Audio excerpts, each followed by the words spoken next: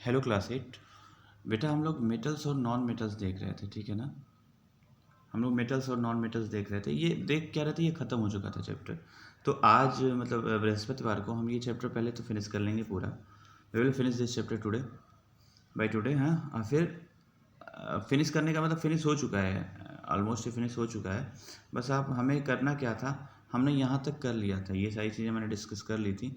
बस करना क्या, ये पैराग्राफ देखना है थोड़ा सा हमें, और ये कीवर्ड्स थोड़ा सा हम देखेंगे, and then what you have learn ये देखेंगे। Chapter will be finish. और शाम तक एक और वीडियो और डालूंगा जिसमें एक्सरसाइज के क्वेश्चंस हो जाएंगे। तो आज ये चैप्टर हम फिनिश कर लेंगे।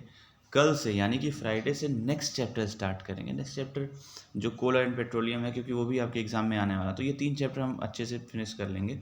फिर after examination we will start new chapters. जो बचे हुए होंगे उनको फटाफट आगे करेंगे। फिर पहले आज फिलहाल देखते हैं इनको, ये पैराग्राफ पहले देखते हैं कि क्या कहना चाह रहा है ये।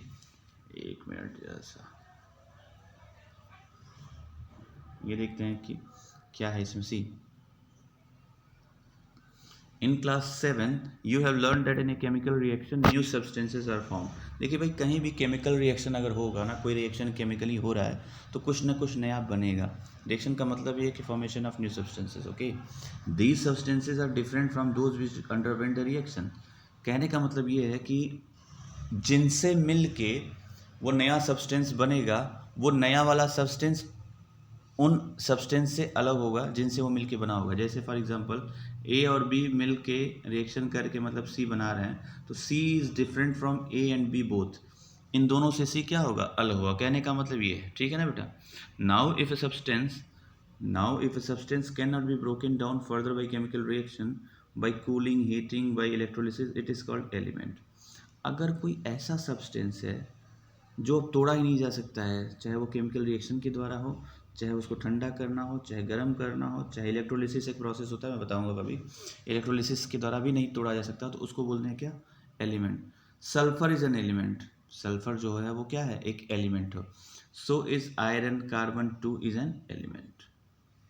ये सब भी क्या है, ये ऊपर वाली प्रॉपर्टी को फॉलो करने, that's why they are element. Okay, the smallest unit of an element is atom.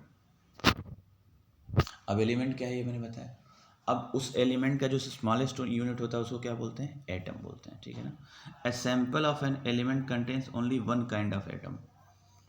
जो एलिमेंट होगा उसमें एक ही टाइप का एटम होगा। जैसे एलिमेंट हाइड्रोजन मैंने लिखा, एलिमेंट हाइड्रोजन लिखा जाएगा H2 की तरह। तो इसमें देखो 2 हाइड्रोजन है, तो हाइड्रोजन 2 हैं, तो हाइड्रोजन सेम टाइप का ही तो एटम है। जैसे क्लोरीन हुआ Cl2, ये Cl2 इज एलिमेंट।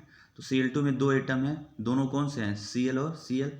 तो same type, same kind of atom जो है वो होते हैं किसमें, एलिमेंट में। जैसे हाइड्रोजन एलिमेंट हो गया या क्लोरीन एलिमेंट हो गया, तो इसमें सेम टाइप ऑफ एलिमेंट होते हैं, ये कहना था मेरा, ठीक है ना बेटा।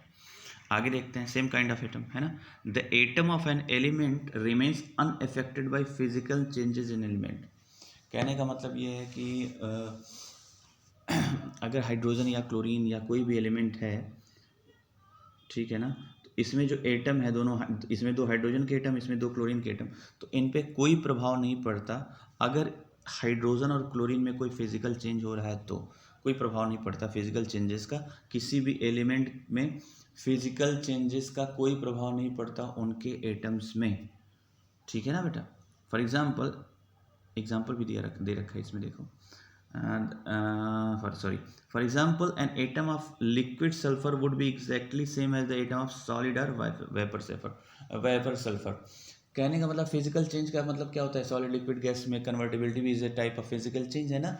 तो अब सल्फर का जो एटम होगा वो remains unaffected by physical element. For example, an atom of liquid sulfur का जो एटम होगा would be exactly same, वो लगभग बराबर होगा किसके, एटम ऑफ सॉलिड और वेपर सल्फर के। मतलब सल्फर चाहे लिक्विड में रहे, चाहे वेपर में रहे, चाहे सॉलिड में रहे, उसकी प्रॉपर्टी पे कोई प्रभाव, उसके एटम की प्रॉपर्टी पे कोई प्रभाव नहीं पड़ेगा, ठीक है ना।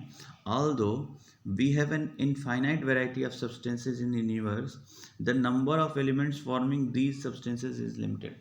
हमें पता है कि हमारे यूनिवर्स में बहुत सारे सब्सटेंस है, आप चारों तरफ देखोगे कुछ ना कुछ सब्सटेंस है, कुछ ना कुछ सब्सटेंस है, लेकिन ये सारे सब्सटेंस किसी न किसी एलिमेंट से बने हुए हैं, समझ में आ रहा है, और वो एलिमेंट्स लिमिटेड हैं, ठीक है ना। जैसे हमारी बॉडी बनी है वो बहुत सारी चीज़ों से बनी है, लेकिन बहुत सारी चीज़ नहीं, कम चीज़ों से बनी है। सब्सटेंस हमारे चारों तरफ बहुत हैं, लेकिन उनको बनाने वाले जो रिसोर्सेज हैं वो बहुत कम हैं, वो एलिमेंट, नंबर ऑफ एलिमेंट बहुत लिमिटेड हैं, ठीक है। There are no more than 94 naturally occurring elements, और जितने भी सब्सटेंस हैं वो एलिमेंट से ही बनेंगे, तो ये एलिमेंट्स लिमिटेड हैं। अब नेचुरली अगर देखा जाए, नेचर मतलब सिंथेसाइज नहीं किया गया, नेचुरली देखा जाए तो देयर आर ओनली 94 एलिमेंट्स, ठीक है ना। An important classification of element is in terms of metals and non metals. Important classification क्या है इस एलिमेंट का, मेटल और नॉन मेटल में भी क्लासीफाई किया गया है। जैसे अब एलिमेंट पता चल गया कि नेचुरली 94 हैं, नेचुरली आकरिंग एलिमेंट कितने हैं, 94 हैं, तो अब इनको क्लासीफाई करने की भी ज़रूरत पड़ी थी। तो एक इम्पॉर्टेंट क्लासिफिकेशन मेटल और नॉन मेटल में क्लासीफाई हम करते हैं एलिमेंट्स को, जो कि इस चैप्टर का नाम था, ठीक है ना। Most of the elements are metals, maximum जो एलिमेंट है वो मेटल्स हैं। The remaining are either non metals और मेटलॉइड्स, जो एलिमेंट नोन है उसमें ज़्यादा से ज़्यादा मेटल्स हैं, जो रिमेनिंग जो बचते हैं वो या तो नॉन मेटल है या मेटलॉइड्स हैं। अब मेटलॉइड्स होते हैं जो मेटल और नॉन मेटल दोनों की प्रॉपर्टी रखते हैं, ठीक है ना। Metalloids possess the character of both metals and non metals, ठीक है। आज इस चैप्टर को ये एक तरह से रिवीजन ही करवा रहा हूँ, मैं फिर से बता रहा हूँ, ये चीज़ें मैंने पहले ही बता रखी हैं, ये पैराग्राफ भी पहले बता रखा और सही, लेकिन इसको रिवाइज करके आज चैप्टर फिनिश करना है तो फिर जिससे कि हम कल नया चैप्टर स्टार्ट कर सकें, ठीक है बेटा। आगे देखते हैं, ये पैराग्राफ तो ख़त्म हो गया, सारी चीज़ें समझ में आ गई इसमें, अगर नहीं आई हैं तो आप पूछें, ठीक है। अब देखिए ये कीवर्ड्स पहले देखते हैं फटाफट। एटम क्या है हमने डिस्कस कर लिया है। कंडक्टर क्या होता है, जो कंडक्ट करे या तो हीट को या तो इलेक्ट्रिसिटी को। डिस्प्लेसमेंट रिएक्शन भी हमने देख लिया था चैप्टर में। Ductility is a property of what, metal. Element हमने अभी देखा, एलिमेंट क्या है। हार्डनेस क्या होता है यहाँ पता है, जो चीज़ hard. Malleability is a property of metal. Metal क्या होता है, मेटलाइट क्या होता है, मैंने अभी बताया। नॉन मेटल क्या होता है ये भी मैंने बताया। Sonorous is a property of what, metals. जैसे बेल वगैरह होती है ना, तो उसको मेटल की जो बेल बनी होती है उसको जब बजाते हैं तो सोनरस आवाज़ निकलती है, मतलब मेटल को अगर कोलाइड करेंगे, टकराएंगे उसको, तो एक सोनरस आवाज़ निकलती है, ठीक है ना। तो ये कीवर्ड्स थे, कीवर्ड्स हमने इसलिए एक बार और बता दिया क्योंकि ये था तो एक तरह से रिवीजन टाइप का है ये। व्हाट यू हैव लर्नड, ये भी एक रिवीजन टाइप का ही है, एक बार पढ़ते हैं। Metals are lustrous whereas non metals have no lustre. Metal क्या होते हैं, लस्टरस होते हैं, ठीक है ना। Generally metals are malleable and ductile, जो हमने यहाँ देखा, मेलिएबल और डक्टाइल होते हैं कौन, metal. And non metals do not have these properties. Non metals में प्रॉपर्टी डक्टाइलिटी और मेलेबिलिटी की, डक्टिलिटी और मेलेबिलिटी की नहीं होती है। Generally metals are good conductors of heat and electricity. अभी यहाँ कंडक्टर आया था ना, तो मेटल्स जो होते हैं वो अच्छे कंडक्टर होते हैं, किससे, किसके, हीट और इलेक्ट्रिसिटी की। लेकिन non metals are poor conductors, मतलब वो कंडक्ट नहीं कर पाते। On burning, metals react with oxygen to produce metal oxides which are basic in nature. जब मेटल को बर्न करेंगे ऑक्सीजन के साथ तो मेटल ऑक्साइड बनाएंगे और वो बेसिक होंगे नेचर में। और जब नॉन मेटल को ऑक्सीजन के साथ रिएक्ट करेंगे तो ऑब्वियस सी बात है नॉन मेटेलिक ऑक्साइड बनाएंगे और वो एसिडिक होंगे नेचर में। कहने का मतलब ये है कि मेटल के oxide are basic in nature and non metal के oxide are acidic in nature. और ऑक्साइड बनाएंगे कैसे, ऑक्सीजन से रिएक्शन करके।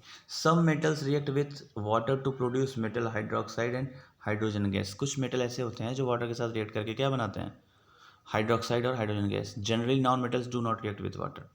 कुछ मेटल हैं जो वाटर के साथ रिएक्ट करके ये बनाएंगे मेटल हाइड्रोक्साइड और वाटर हाइड्रोजन, लेकिन नॉन मेटल्स जनरली रिएक्ट नहीं करते हैं, किससे, वाटर से। Okay, metals react with acid and produce metal salt.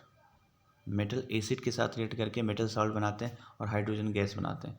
और नॉन मेटल्स जनरली ये रिएक्शन एसिड के साथ नहीं करते हैं। इसका एग्जांपल मैं बताता हूँ कि मेटल एसिड के साथ रिएक्ट करके कैसे मेटल सॉल्ट और हाइड्रोजन गैस बनाते हैं। जैसे मेटल कोई मान लो Na है और एसिड के साथ रिएक्ट करना तो HCl ले लिया, तो रिएक्ट करके क्या बनाएगा, मेटल का साल्ट बनाएगा। मेटल मतलब ये हो गया, इसका साल्ट बनाएगा तो मेटल का साल्ट NaCl बन जाएगा, मतलब NaCl के साथ निकल जाएगा। और हाइड्रोजन गैस यहाँ देखो लिखा है, तो हाइड्रोजन गैस H2 निकल जाती है, ठीक है ना। इसको बैलेंस कर लीजिएगा आप लोग, कौन बैलेंसिंग इक्वेशन है। मैं समझा रहा हूँ कि कैसे मेटल एसिड के साथ रिएक्ट करके मेटल का साल्ट बना लिया और हाइड्रोजन गैस निकल गई, ठीक है ना। Some metals react with base to produce hydrogen gas, कुछ मेटल जो होते हैं वो बेस के साथ भी रिएक्ट करके क्या करते हैं, हाइड्रोजन गैस रिमूव करते हैं। More reactive metals displace less reactive metals from there compounds in aqueous solution. अगर कोई लेस रिएक्टिव मेटल का सोल्यूशन रखा गया है और उसमें मोर रिएक्टिव एलिमेंट मेटल आप डाल रहे हो, तो जो मोर रिएक्टिव एलिमेंट मेटल उसमें डालोगे और लेस रिएक्टिव वाले को डिस्प्लेस कर देगा, और उसी को डिस्प्लेसमेंट रिएक्शन भी बोलते हैं, ठीक है ना। ये वाला ऊपर वाला तो मैंने बता दिया कि some metals react with bases to produce hydrogen gas. कुछ मेटल ऐसे भी हैं जो बेस के साथ रिएक्ट करके क्या बनाते हैं, हाइड्रोजन गैस। सबसे लास्ट एक बार देख लेते हैं, फिर शाम को एक वीडियो बनाऊंगा जिसमें एक्सरसाइज के क्वेश्चन होंगे। Metals and non metals are used widely in everyday life.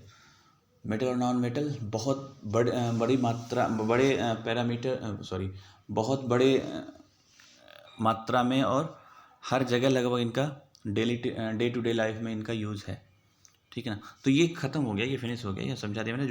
जो डाउट हो पूछिए। एक्सरसाइज क्वेश्चन का एक वीडियो मैं शाम को डालूंगा। कल से हम स्टार्ट करेंगे new chapter. If any doubt please ask. Thank you.